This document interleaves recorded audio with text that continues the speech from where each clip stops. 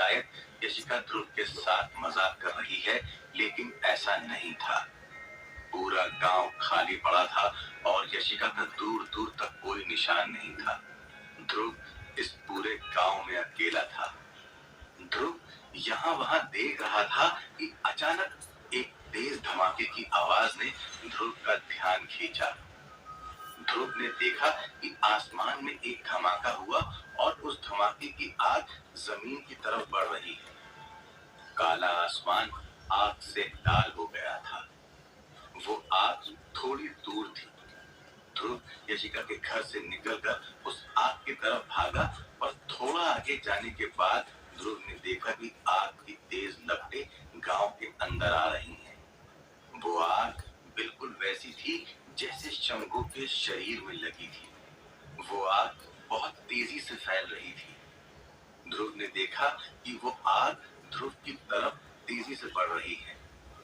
ध्रुव आग को अपनी तरफ आता देखकर गांव से बाहर की ओर भागा, लेकिन वो आग ध्रुव से ज्यादा तेज थी। जब ध्रुव आग से बचने के लिए भाग रहा था, तब वो आग की चपेट में आ गया था। ध्रुव को अपनी पीठ पर जलन सी महसूस हो रही थी। ध्रुव ने अपनी जैकेट उतारकर फेंक दी, लेकिन ध्रुव अब भी आग से घिरा हुआ था।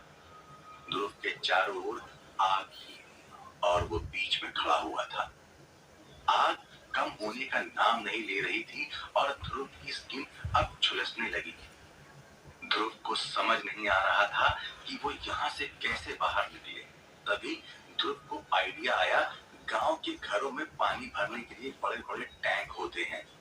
ध्रुव अपने सबसे पास वाले घर में घुस गया और एक लंबी गहरी सांस ली, और ध्रुव पानी के टैंक में कूद गया। ध्रुव के शरीर पर लगी आग बुझ गई और अचानक किसी के चीखने की आवाज आई। जब ध्रुव पानी से बाहर आया तो ध्रुव ने देखा ये कोई और नहीं, यशिका थी। यशिका आग के घेरे के बीच में खड़ी होकर मदद के लिए चिल्ला रही थी। जब ध्रुव थोड़ा पास गया तो ध्रुव और घबरा गया।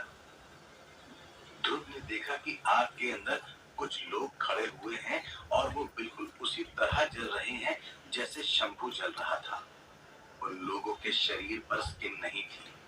वो सभी बहुत भयानक दिख रहे थे और धीरे धीरे यशिका की तरफ बढ़ रहे थे। उन सब लोगों की आंखों में गुस्सा दिख रहा था और यशिका उन लोगों से डरी हुई नजर आ रही थी। तभी ध्रुव और यशिका की नजरें मिली।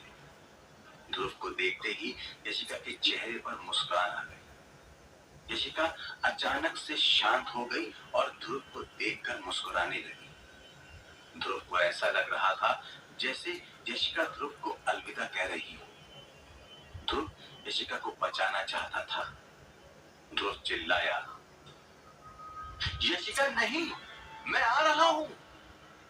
ध्रुव यशिका की तरफ भागने वाला था कि किसी ने ध्रुव का मुंह बंद कर दिया और ध्रुव को पकड़ लिया। वो शख्स ध्रुव को खींचकर आग से दूर ले गया। ध्रुव बहुत घबराया हुआ था और ध्रुव छटपटा रहा था। तभी ध्रुव को आवाज आई, शांत हो जाओ, ये मैं हूं। ध्रुव ने नजरें घुमाई और देखा कि ध्रुव को रोकने वाला ओजस था। ध्रुव ओजस को देखकर खुश हुआ, लेकिन वो यशिका को बचाना चाहता था। लेकिन ओजस ने ध्रुव को जाने नहीं दिया। ध्रुव ओजस पर बहुत गुस्सा था, लेकिन ओजस को ध्रुव के गुस्से से कोई फर्क नहीं पड़ रहा था। ओजस के पास एक कमल का फूल था जिस पर छोटी सी लौ जल रही थी। ओजस ने आंखें बंद की और मंत्र जाप शुरू कर दिया। थोड़ी ही देर में उस लौ से आग हर जगह फैल गई। उस कमल की आग ने पूरे गांव की आग को धीमा कर दिया और ध्रुव ये देखकर बिल्कुल दंग रह गया। आग में जलते हुए वो सभी लोग गायब हो गए थे। ओजस ने अपनी जेब से वो जड़ी बूटी वाली सिगरेट निकाली जो ओजस ने ध्रुव को सिंधु भवन में दी थी। ध्रुव ने ओजस से वो सिगरेट ले ली और पीने की कोशिश की। ध्रुव ने पहले कभी ऐसा कुछ नहीं किया था, इसलिए ध्रुव को खांसी आ गई। लेकिन उसके बाद ध्रुव को बहुत अच्छा महसूस महसूस हुआ और ध्रुव की थकान भी गायब हो गई। गांव में लगी आग अब कम हो गई थी। ध्रुव ने जाकर यशिका को खोजा, लेकिन यशिका कहीं नहीं दिखी। अचानक मौसम बदलने लगा।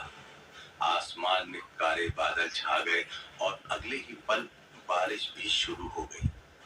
बारिश के पानी से आग लगने के बाद जितनी राख थी वो साफ हो गई। मौसम ठंडा हो गया था। विभाषा गांव बिल्कुल वैसा हो गया था जैसे सालों पहले हुए हादसे के बाद हुआ था। जैसे ही पूरा गांव साफ हो गया और आग पूरी तरह बुझ गई, वैसे ही बारिश भी बंद हो गई। आसमान साफ हो चुका था। ध्रुव की नजरें अब भी यशिका को खोज रही थी। ध्रुव थक कर जमीन पर बैठ गया और उसने एक लंबी चैन की सांस ली, लेकिन तभी ओजस ने आकर ध्रुव को सर पे टपली मारी और ओजस ने गुस्से में ध्रुव से पूछा, बेवकूफ कहीं के, यहाँ कैसे फंस गए तुम? ध्रुव ओजस को जवाब देने में हिचकिचा रहा था, क्योंकि ओजस ने ध्रुव को विभाषा गांव से दूर रहने के लिए कहा था, लेकिन ध्रुव नहीं माना। ध्रुव ने ओजस से उल्टा सवाल कर लिया और कहा, पहले तुम बताओ, तुम यहाँ क्या कर रहे हो? तुम तो किंशुक और उस जादूगरनी को पकड़ने गए थे ना?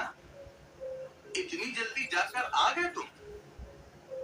ओजस ने ध्रुव को गुस्से से देखा और कहा, इतनी जल्दी? उस बात को 1 हफ्ता हो चुका है। बाहर की दुनिया में काफी दिन गुजर चुके हैं। मैं किंशुक और जादूगरनी को ढूंढने के लिए काला डूंगर गया था, लेकिन वहां कुछ हाथ नहीं आया। संस्था वाले उस मामले को संभाल रहे हैं। ध्रुव को समझ नहीं आया कि ओजस क्या कह रहा है। ध्रुव को लग रहा था कि अभी तक एक रात भी नहीं गुजरी है, लेकिन ये सब कुछ भ्रम की दुनिया में हुआ था। अब ध्रुव के पास कहने को कुछ नहीं था। ध्रुव शर्म के मारे कुछ बोल ही नहीं पा रहा था।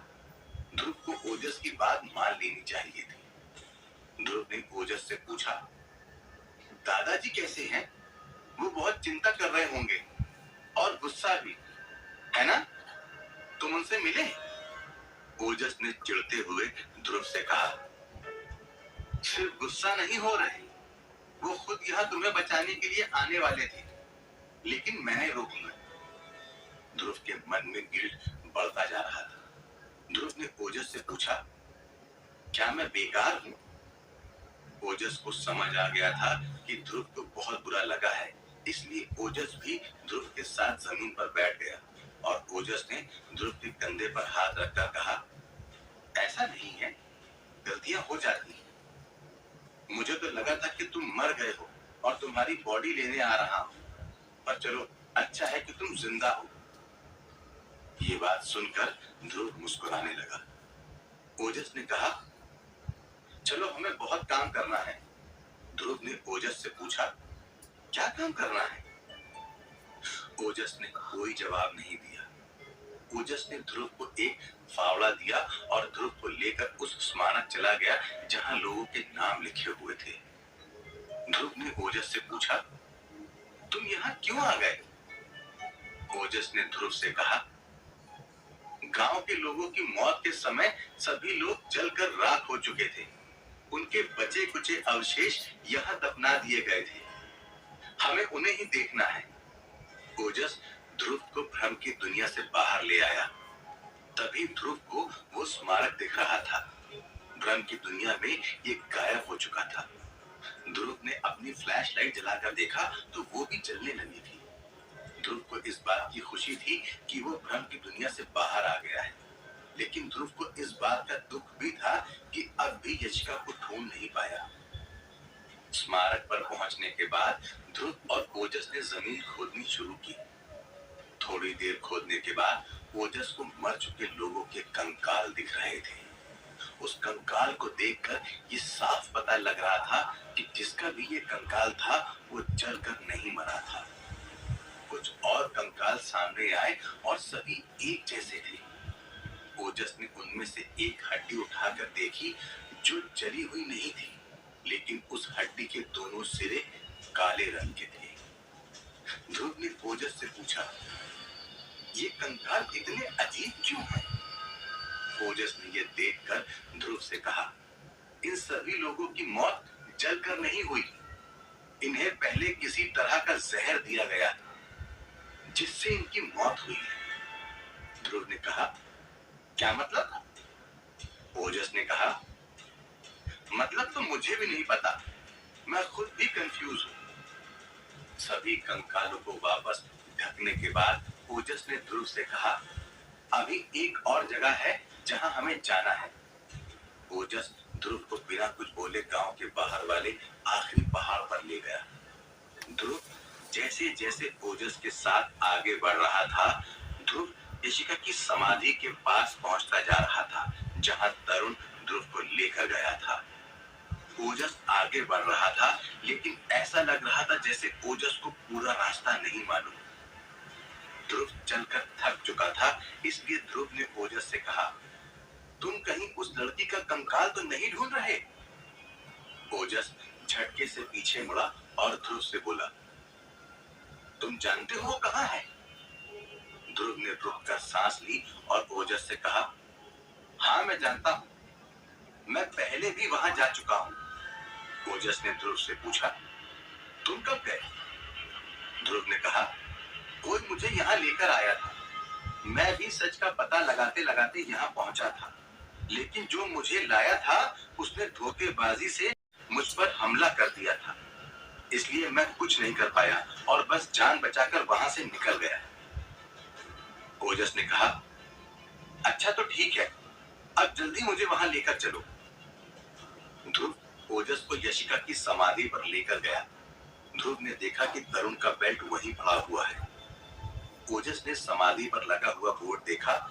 ओजस ने ध्रुव से कहा, पहले इस बोर्ड को यहाँ से हटाना होगा। ओजस और ध्रुव ने पहले बोर्ड हटाया। वो बोर्ड भी काफी अंदर तक गड़ा हुआ था। ध्रुव और ओजस ने जमीन में खोदना शुरू किया। ध्रुव और ओजस काफी गहरा खोद चुके थे, लेकिन उन्हें कोई कंकाल नहीं मिला, पर फिर भी उन्होंने खोदना जारी रखा। थोड़ी देर बाद ध्रुव के फावड़े की किसी चीज से टकराने की आवाज आई।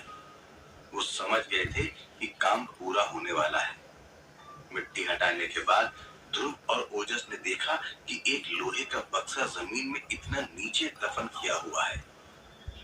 उस लोहे के डब्बे पर अलग अलग तरह के ताबीज लटके हुए थे और सिंदूर से कुछ निशान भी बनाए गए थे।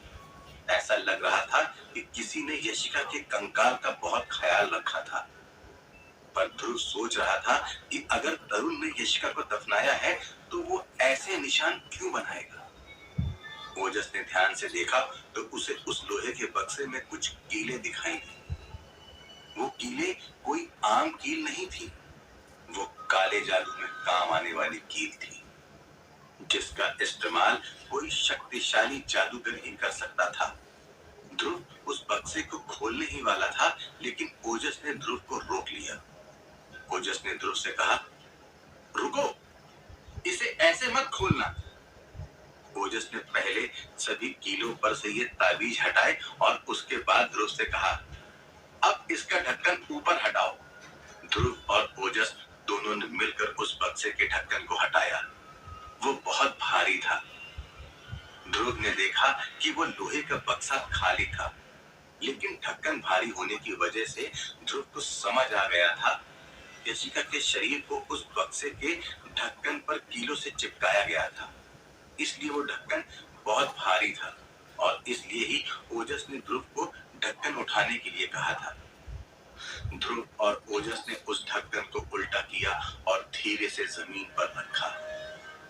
ध्रुव ने सोचा नहीं था कि ध्रुव और यशिका की अगली मुलाकात इस तरह होगी। यशिका ने लाल कपड़े पहने हुए थे।